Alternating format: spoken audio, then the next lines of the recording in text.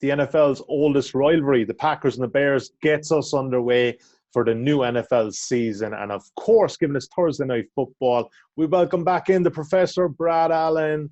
Brad, it's been a long time. It's been a hell of a long time, Sully. We might have some trouble sleeping tonight because it's an exciting day.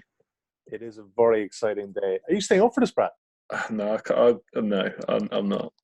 Yeah, those days are gone. Those days are gone. So let's have a look at the betting first of all. Before we get into props bets, I kind of get the sense from chatting to you pre-recording that you're kind of more excited about the sides and the total there.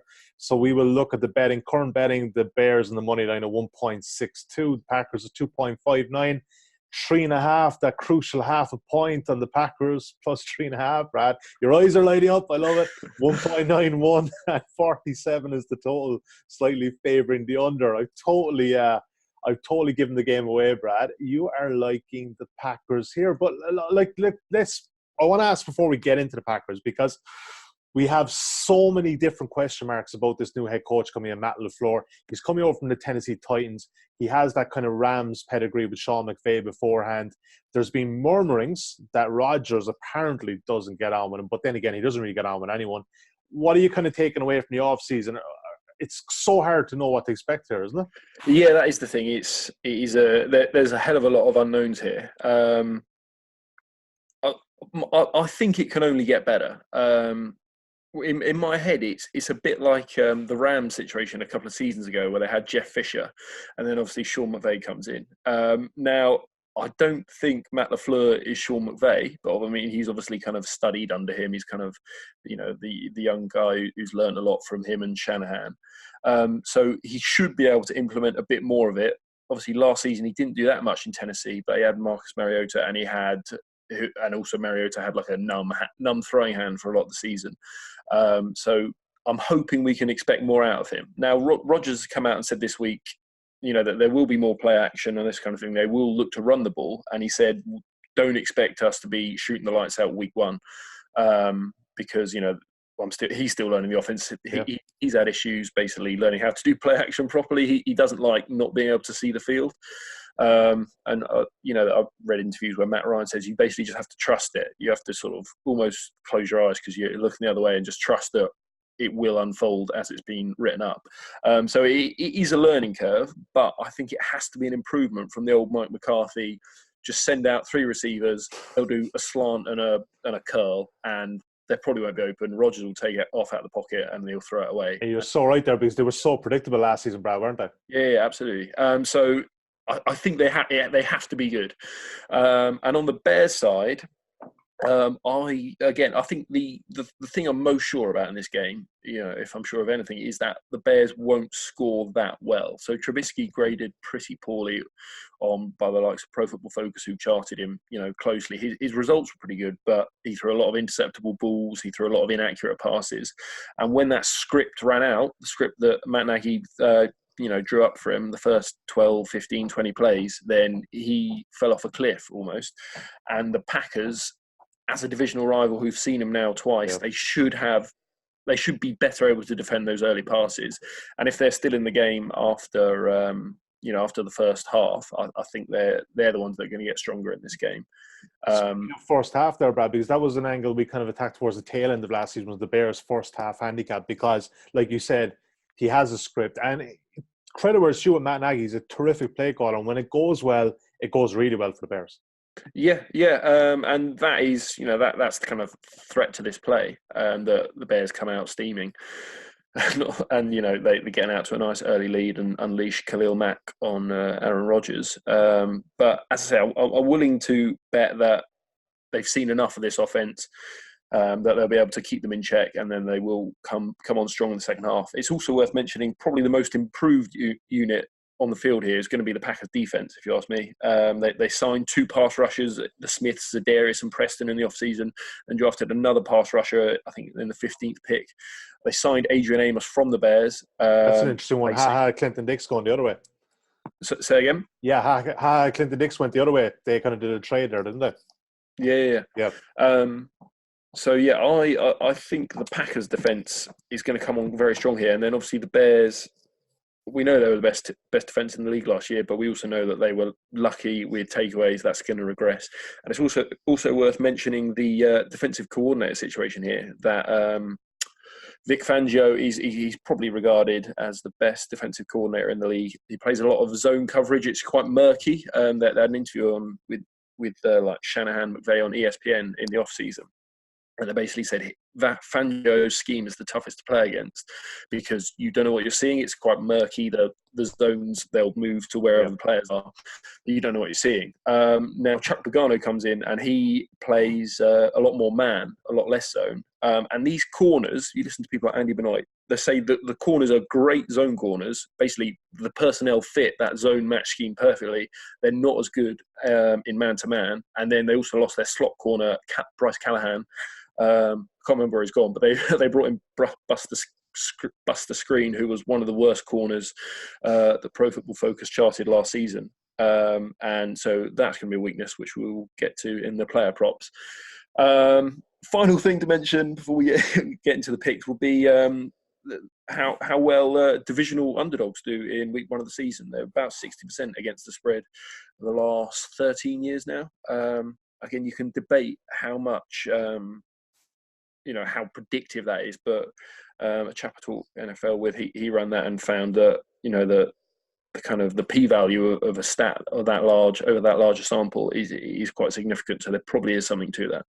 So Packers plus 3.5. I'm thinking 1.91 plus 3.5. I was interested to see money for the Bears today. I think Packers plus 3.5 is a good bet. Packers on the money line 2.59 odd, also a good bet. And if we're going over under, I would definitely take the under at 47. I'd say 45.5 for me was where I would make the number. Yeah, you can currently at Matchbook 46.5 is the main total line at 2.0 currently at even money, so it's an interesting one.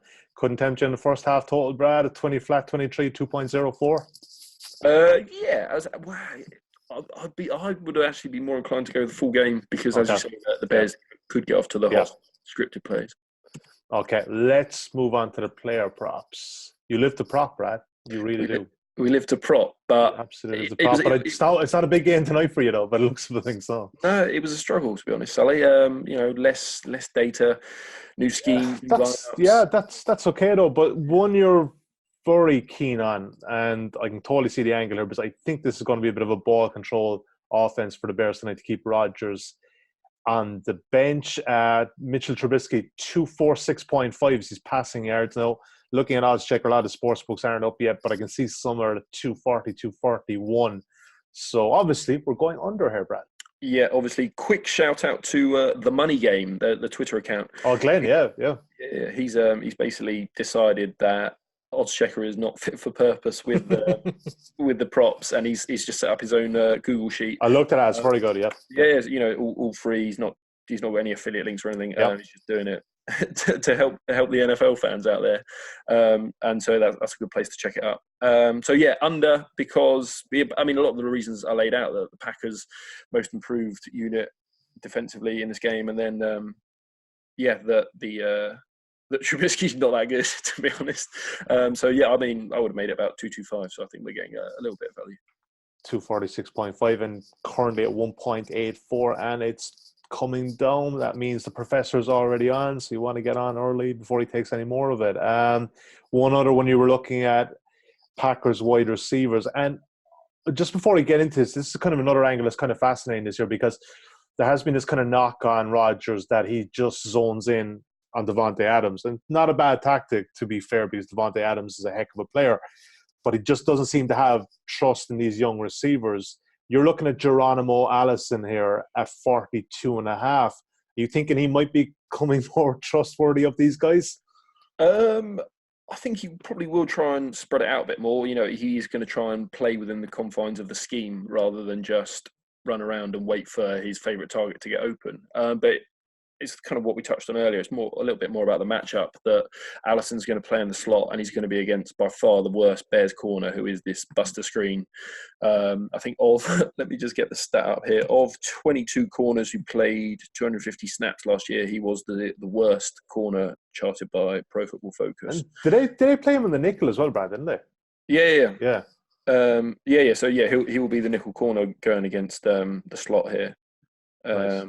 And so yeah, that's why I like Allison. He's a decent receiver, and I do expect the Packers to have some decent success throwing the ball. As I say, the change in the Bears scheme, I don't think they will be the dominant unit they were. Yeah, okay. I'm going to throw one in here as well, just for good measure. I like Anthony Miller over 30.5 at 1.87 currently in Matchbook. Now, I will admit, on two of my fantasy teams, I have picked them up late, but I do think that even though he was out last season for the majority of it, I think there might be a bit of a breakout season for him at 30.5, and he's obviously going to get the second corner back in the Packers scheme, so that's always a good thing, and you might see him a bit more in the slot as well. So 1.87 over 30.5 for Anthony Miller. Prof, best one for the side and best one for the prop, so what are you thinking?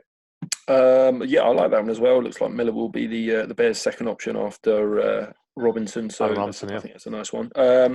Best bet will be Packers plus 3.5. I think that's a cracker. And then the Geronimo Allison one, or your Miller one. Yeah, well, I'll take the best bet for the Miller. You take Geronimo Allison. Yeah, and I kind of don't know if I fancy sweating that Mitch Trubisky one, because he did a quite good job on the Packers in the first game last season. So yeah, I can see the angle there though. And 246.5, I think, like I said, looking at it, it's 241 elsewhere. Prof, you'll be back Monday night? We'll be back Monday night. We've got 2 games Monday night, right? Yeah, absolutely. Broncos, knock on wood. All that kind of crap. Broncos and the Raiders, can't wait, knock on wood. Good stuff, man. Don't forget, if you haven't seen it already, we are previewing week one's games, the best of week one's actually, about 7 or 8 games. Lots of bets with Brad, Adam, and the whale capper, Drew Dinsick, and myself hosting. So yeah, we will chat to you next Monday. Best of luck with your bets tonight. If you haven't got a Matchbook account, you do want to get involved in a couple of these prop bets, check out offer.matchbook.com for details of a £10 risk-free bet. Good luck.